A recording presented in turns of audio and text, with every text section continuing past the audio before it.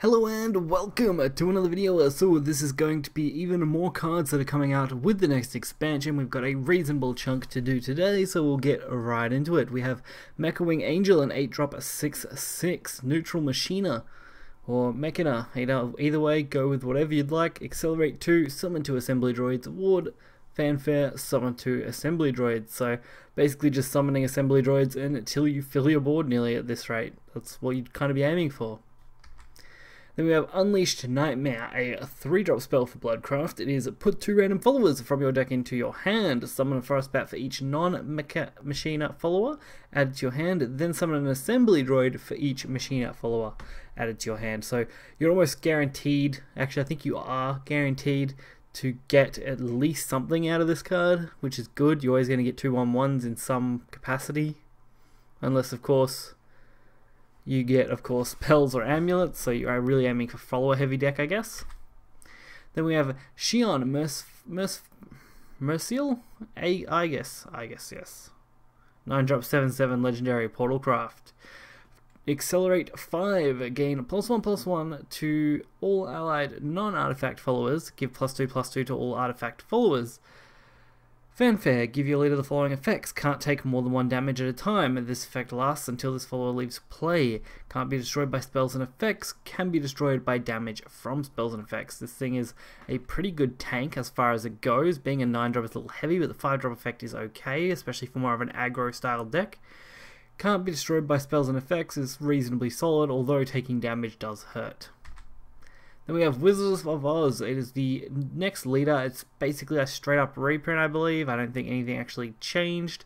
So it's just a 5-drop 4/5, which is pretty normal, but I like to show off these cards because they're pretty cool and they do give us the nice artwork for them. Then we have a Odin remake, Wargod Ascendant, 7-drop 4/3 neutral storm invocation at the start of your 10th turn or later. If at least 6 allied followers have evolved this match, put this card from your deck into play. Whenever this follower attacks an enemy follower, deal X damage to the follower before it can deal any damage in return. X equals this follower's attack. So with Storm and being able to kill a follower before it kills you, this card is reasonably solid. It's also, of course, got the fact that it can be invocated from your deck at the 10th turn or later, but that is a little slow, so I'm not a big fan of that mechanic for it, but definitely a solid one. Then we have a Warning Thunder, 2-drop 2/2 neutral fanfare, enhance 5, evolve this follower. So free evos, it seems to be a pretty big theme for this deck, or this expansion, sorry. Last word, deal X damage to a random enemy follower, X equals the number of times that allied followers have evolved this match. So as you can tell, definitely working with the evolved mechanic similar to Darkness Evolved, which is quite entertaining, pushing the Evo mechanic even harder. So this is a 3-drop 3/2 Warring Flame neutral. During your turn, whenever an allied follower evolves, evolve this follower. So you can get actually a 2-for-1 with Warring Thunder. That's actually cool. And Clash, deal 2 damage to the enemy follower. So retaining a nice Clash is actually really good. We haven't seen a lot of good Clash effects come out of the last few expansions, so it's nice to see we've basically got a Ceres one there.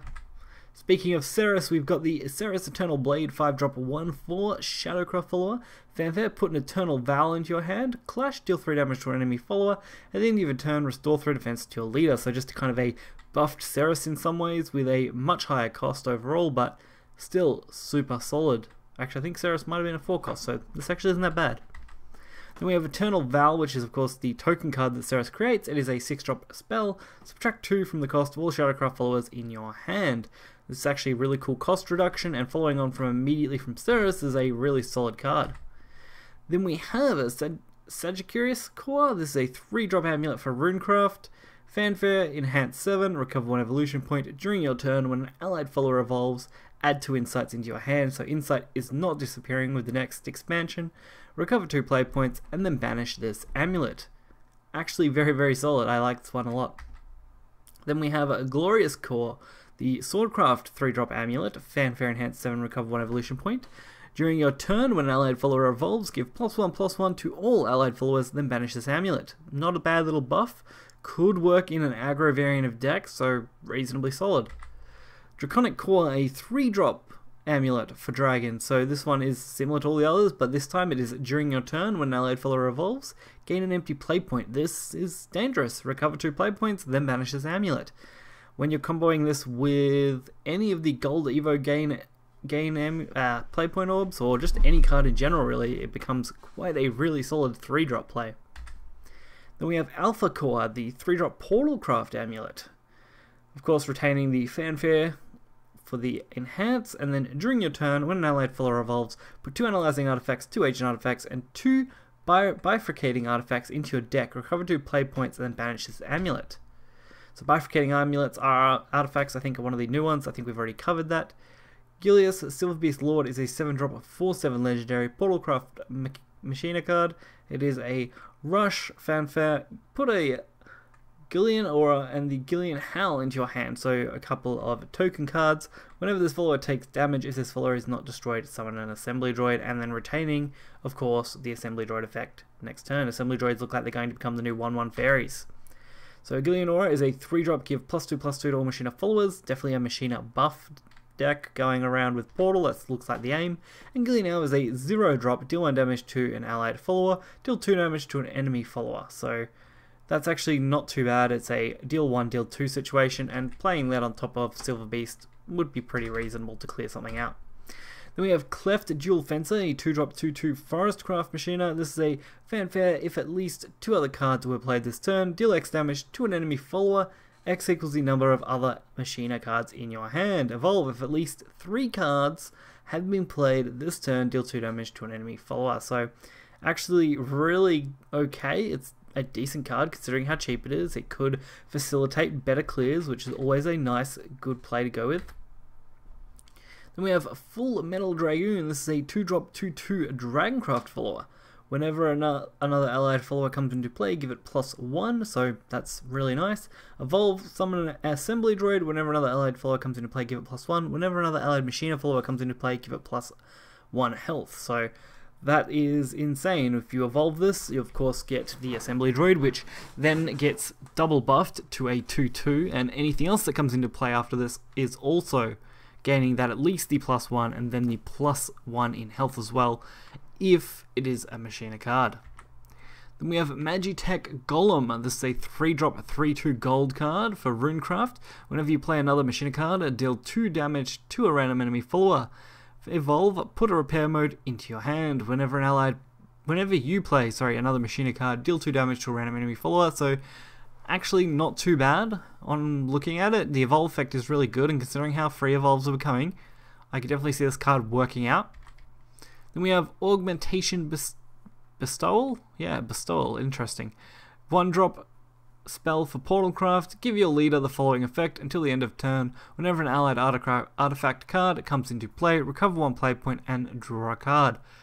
Wow, okay. Give your leader the following effect until the end of this turn. Whenever an allied artifact card comes into play, recover 1 play point and draw a card. So this is insane, just thinking about it. This is a permanent leader effect. It can't be removed from your follower because we don't have anything to do that yet. Whenever an allied artifact is coming into play, you literally recover a point, so same as Deus Ex Machina's effect for its leader effect, but you also get the added bonus of drawing a card, and this is a 1-drop spell, which means you can play it immediately, pretty much no matter what in the game, because it's very easy to recover from that. And that is the last card, so I think that's probably the most interesting card out of all these cards I looked at personally. I really hope this does push Portal over the edge. I would love to see another interesting Portal meta, preferably an artifact Portal meta myself, over most of the ones we've seen now. Omen was good, but kind of boring, and I wasn't always a big fan of puppets, so I wouldn't mind seeing artifact kind of work its way back up again, similar to what I was playing it like in Chronogenesis. I had a lot of fun back then, so hopefully you guys enjoyed this video. If you did, hit like button and subscribe for more content. Until next time, see ya.